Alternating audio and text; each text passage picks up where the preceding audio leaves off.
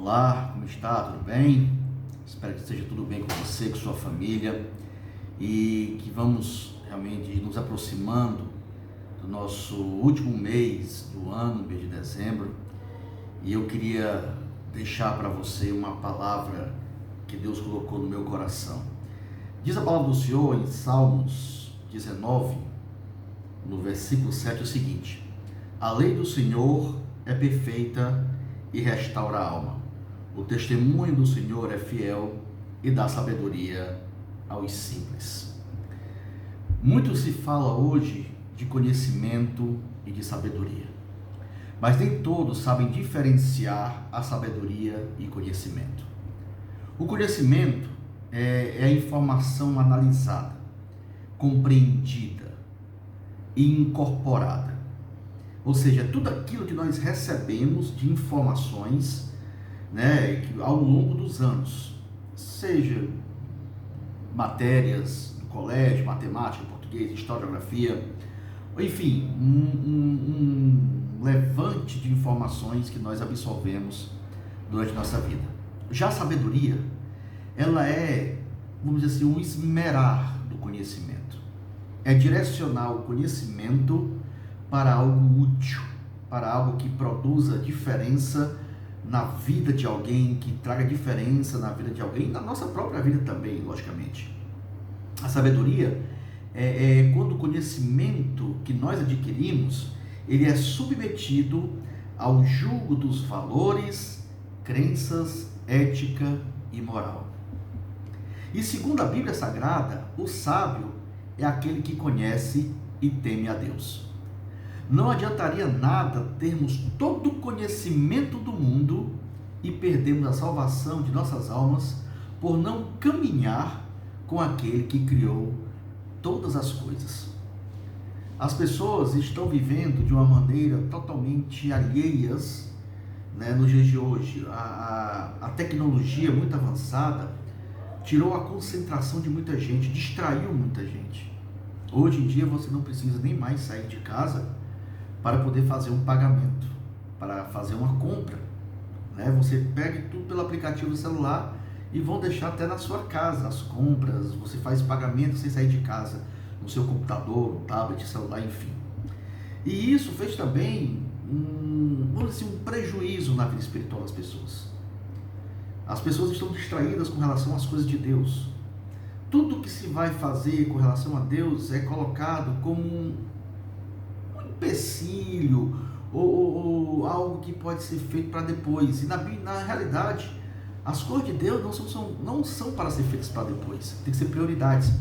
Até porque lá em Mateus, no capítulo 6, versículo 33, diz que nós devemos buscar em primeiro lugar o reino de Deus e a sua justiça, e as demais coisas têm que ser acrescentadas, serão acrescentadas, ou vão ser acrescentadas, conforme a versão de cada um. Mas o mais interessante é que, para que nós possamos adquirir essa condição de ter o reino de Deus e a sua justiça na nossa vida, nós temos que ter sabedoria até para chegar a Deus. E isso as pessoas estão perdendo. Estão querendo chegar a Deus de qualquer maneira. Estão querendo chegar a Deus de um modo nécio, um modo tolo, pensando que Deus vai fazer algo grandioso se a vida da pessoa tiver de qualquer maneira. E não é assim. Deus não age diante de uma tolice. Deus não age diante de crianças, espiritualmente falando, ou até na parte da maturidade. Deus não trabalha assim. Deus trabalha na consciência. Deus trabalha naquilo que a pessoa vai fazer para Ele de uma forma consciente, coesa, de uma forma direta. Deus não trabalha diante de metades. Deus trabalha em cima de tudo que é inteiro. Não existe meia adoração, não existe meio amor, não existe meio trabalho. Para Deus é tudo, é completo. E se nós queremos ter o melhor de Deus para a nossa vida, nós temos que apresentar o nosso melhor para Deus. A Bíblia fala lá em Eclesiastes, no capítulo 7, versículo 12, o seguinte: a sabedoria oferece proteção, como faz o dinheiro. Mas a vantagem do conhecimento é esta: a sabedoria preserva a vida de quem a possui. E para nós termos essa sabedoria, nós temos que nos ligar ao que Tiago diz no capítulo 1, versículo 6. Se algum de vocês tem falta de sabedoria, peça a Deus, que a todos dá livremente, de boa vontade, e lhe será concedida. A sabedoria, irmãos, ela tem que estar atada ao nosso pescoço, tem que estar colada ao nosso coração. É porque dentro da sabedoria nós vamos entender o que é temer a Deus, o temor do Senhor. Nós vamos entender a maneira de como nos chegar a Deus e vamos entender como Deus vai poder agir através de nós para a vida de outras pessoas. Na sabedoria, eu vou saber como falar com as pessoas, o momento de falar, o que falar, aquilo que vai tocar nos seus corações através do Espírito Santo, usando a minha voz para alcançar o coração das pessoas que estão precisando de tanto conselho, tanta ajuda. E infelizmente, meu amigo, minha amiga, nós não vemos isso sendo colocado em prática. Nós vemos hoje os valores pessoais sendo colocados em ênfase, e os valores morais, éticos que Deus procura, que Deus quer que sejam a primícia, estão sendo colocados em segundo plano. Desse jeito não se tem uma vida saudável, uma vida espiritual saudável. Desse jeito não se pode ter uma vida familiar saudável. Uma vida familiar saudável só se dá quando nós entendemos que Deus tem que ser o controle e o controlador de tudo. Deus tem que ser a maior autoridade dentro de uma vida, a maior autoridade dentro de um lar. E aí, quando Deus começa a ser colocado desta maneira, como é na realidade para ser, não devemos ter outra opção. Essa é a única opção. Deus ser o controlador e ter o controle de tudo. E até porque a Bíblia fala, o salmista fala na Bíblia que se o Senhor não vigiar, não guardar a cidade, em vão vigia a sentinela. Se Deus não construir a cidade, em vão trabalham aqueles que estão construindo. Se Deus não estiver na frente, não há prosperidade. Se Deus não estiver na frente, não pode haver sucesso. Se Deus não estiver na frente, não tem como ter uma vida familiar, espiritual, mental saudável. Essa é a grande realidade. Mas os prazeres pessoais, os prazeres que o mundo oferece, estão sendo colocados em primeiro plano, em ênfase, em primazia. E o que acontece? Acontece que há os desvios de conduta, acontece que há os desvios de comportamento, os desvios da ordem natural das coisas. Muitos podem achar essa palavra um pouco ofensiva ou um pouco dura, mas é a realidade que está nas Escrituras. E eu creio plenamente o que está escrito nesse livro sagrado que é a Bíblia. Se Deus determinou algo, irmãos, é porque aquele algo é o mais correto. Se Deus direciona o homem para viver longe do pecado, é porque o pecado prejudica o homem.